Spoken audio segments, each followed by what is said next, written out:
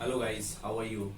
This is our 19th number questions of unit and dimensions, जिसका हम लोग solutions कर रहे थे। तो 19 नंबर ये क्वेश्चंस करते हैं। ये क्वेश्चंस बहुत ही इंटरेस्टिंग, बहुत ही अच्छा है। If velocity of light C, if यानी कि वेलोसिटी ऑफ लाइट सी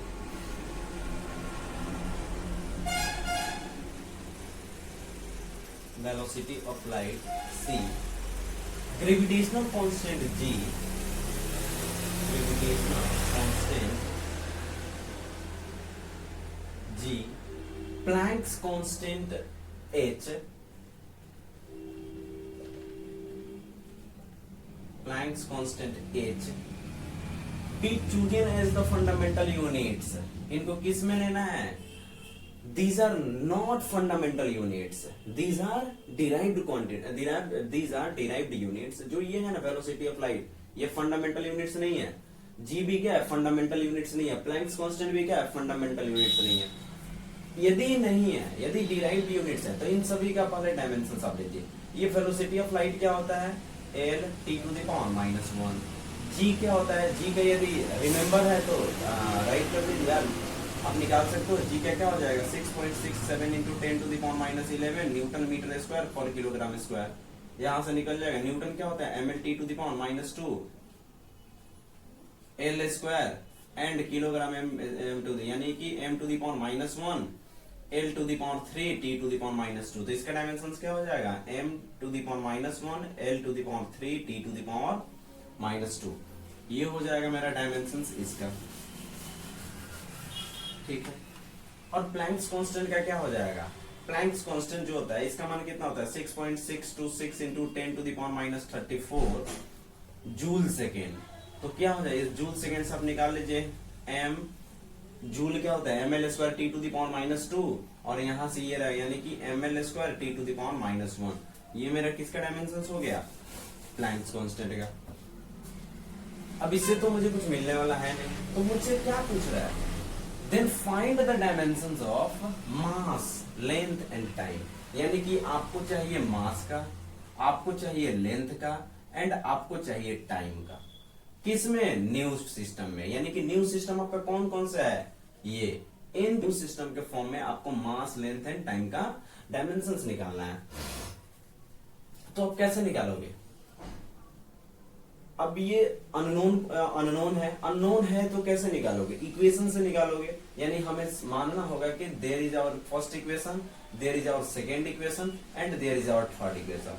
मतलब आप किसी को सॉल्व करके अननोन क्वांटिटीज होते हैं, एक्स का वैल्यू जैसे हम फाइंड करते हैं ना, उसी तरीके से इसको फाइंड करना है। तो हम मान लेते हैं कि c is equal to L T to the power minus 1, first equation. अब हम क्या फाइंड कर सकते हैं? इनसे अगर हम लेकर के करें तो कुछ मिलने वाला है नहीं मेरे को। इनसे यदि हम दोनों को मल्टीप्लाई कर लें, तो दोनों को मल्टीप्लाई कर लेंगे तो ये हट जाएगा यहाँ से। अच्छा, करके देखते हैं। We multiply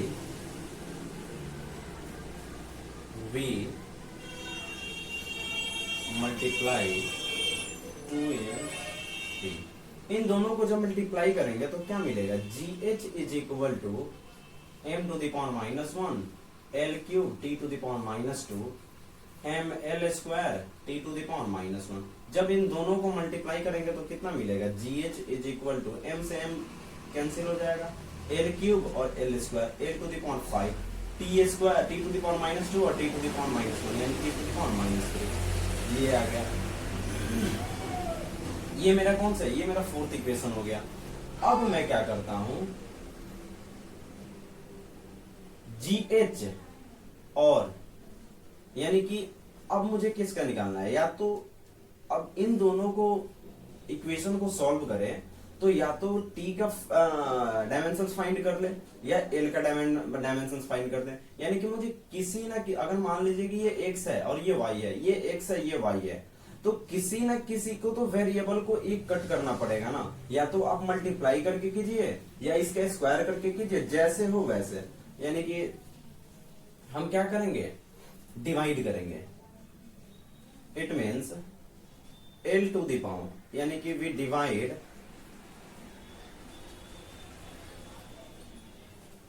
we divide 1 divided by 4.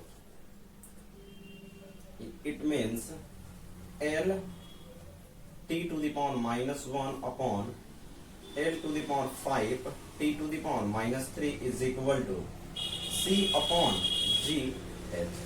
ठीक है, अब यहाँ पे क्या करते हैं, ऊपर वाले में होल क्यूब करते हैं। फर्स्ट इक्वेशन में यदि whole cube T to the power minus 3 और T to the power minus 3 cancel हो जाएगा। ठीक है, तो अब यहां से इसका क्यूब करते हैं तो L cube T to the power minus 3 upon L to the power 5 T to the power minus 3 is equal to C cube upon G H. ठीक है, अब यहां से मेरा देखिए ये कैंसिल हो गया, बचा क्या, L to the power 3 L to the power 5 is equal to C cube upon G H. तो एल टू दी पावर 3 अब ये जाकर के क्या होगा, सब्ट्रैक्ट होगा, यानी कि 1 अपॉन एल स्क्वायर बचेगा is equal to C cube upon G H. तो इसको हम कैसे लिख सकते हैं, L square is equal to G H upon C cube. अब इसका स्क्वायर रूट यदि भेज दे उधर तो क्या हो जाएगा, surd sign of G H upon C cube.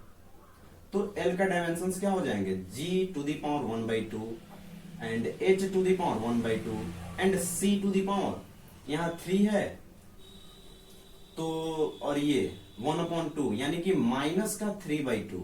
ये हो गया मेरा एल का डायमेंशन, जो पहले क्या था,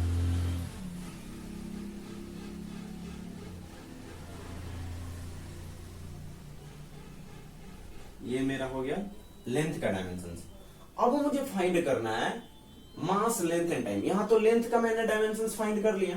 अब इसको यदि मैं फर्स्ट इक्वेशन में देखूं तो यहां क्या है, T to the power minus 1, यानी कि मुझे यहां से यदि एल का वैल्यू पुट कर दूं तो मुझे टी का डायमेंशन मिल जाएंगे।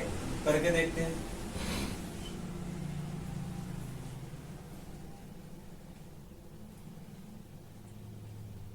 फ्रॉम इक्वेशन 1, ठीक है ना, C is equal to L T to the power minus 1। ठीक है, L T to the power minus 1 यानी कि यदि हम यहां से निकालें T to the power minus 1 is equal to C upon L, यदि हम इसको 1 upon T is equal to C upon L, it means T is equal to L upon C लिख सकते हैं।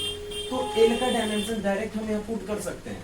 Then T is equal to L का dimension कितना है, G to the power 1/2 H to the power 1/2 and C to the power minus 3/2। तो कितना हो जाए, upon C and T is equal to G to the power 1/2 H to the power 1/2 C to the power minus 3/2 है और नीचे C है, ऊपर जाकर के माइनस यानी पावर जुड़ जाएगा, यानी कि कितना हो जाएगा, C to the power minus का 5/2। तो T is equal to G to the power 1/2 H to the power 1/2 and C to the power जो होगा माइनस 5/2। ये डायमेंशन हो गया मेरा T का। अब मुझे मालूम हो गया L का और मुझे मालूम हो गया T का। अब किसी भी इक्वेशन में पुट कर दीजिए, आपका वैल्यू किसका आ जाएगा, M का। फर्स्ट इक्वेशन में तो आप पुट नहीं कर सकते हैं क्योंकि यहाँ M नहीं है, तो M का डायमेंशन यहाँ से फाइंड नहीं होगा। तो हम किस में, सेकेंड या थर्ड में पुट कर लेते हैं, H प्लैंक्स कांस्टेंट में ही ले लेते हैं। ठीक है, फ्रॉम इक्वेशन 3, यानी कि 3 से क्या है, प्लैंक्स कांस्टेंट क्या है, H is equal to ml square T to the power minus 1। यहां से मुझे m का फाइंड करना है, then m is equal to h upon l square T to the power minus 1।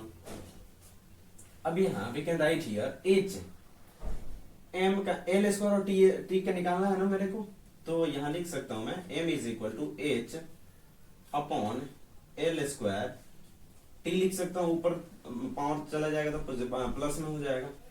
तो अब हम यहां से h, t का मान कितना है, t का जो ये है h, t का जो डायमेंशन है g to the power 1/2 h to the power 1/2 and c to the power minus 5/2 and l यानी कि l का स्क्वायर, l का डायमेंशन यहाँ है, ये हो जाएगा g to the power 1/2 h to the power 1/2 and c to the power minus 3/2। ठीक है, अब इसका होल स्क्वायर जैसे ही करेंगे m इज इक्वल टू क्या हो जाएगा, यहाँ हो जाएगा g to the power 1/2 h to the power, ये पावर और ये पावर जुड़ जाएगा तो कितना हो जाएगा 3/2 and c to the power -5/2। अब नीचे करेंगे तो g h और c टू द पावर -3। अब ऊपर जाकर के जुड़ जाएगा पावर, सब्ट्रैक्ट होगा g टू द पावर, ये जाएगा तो माइनस का 1/2 हो जाएगा, h ऊपर जाएगा तो माइनस का घटेगा यानी कि 1/2 हो जाएगा, और c ऊपर जाकर के ऐड होगा यानी कि -5/2 प्लस 3 होगा तो 3 2 6 यानी कि -1/2 बच जाएगा इसका power, c to the power -1/2। तो ये मेरा डायमेंशन हो गया मास का, डायमेंशन हो गया लेंथ, टाइम एंड मास। तो ये मेरा थोड़ा अच्छा क्वेश्चन था जो 19 नंबर क्वेश्चन था। तो ये सभी डायमेंशन हम लोगों ने फाइंड कर लिए। तो मिलते हैं नेक्स्ट 20 नंबर क्वेश्चन पे फिर।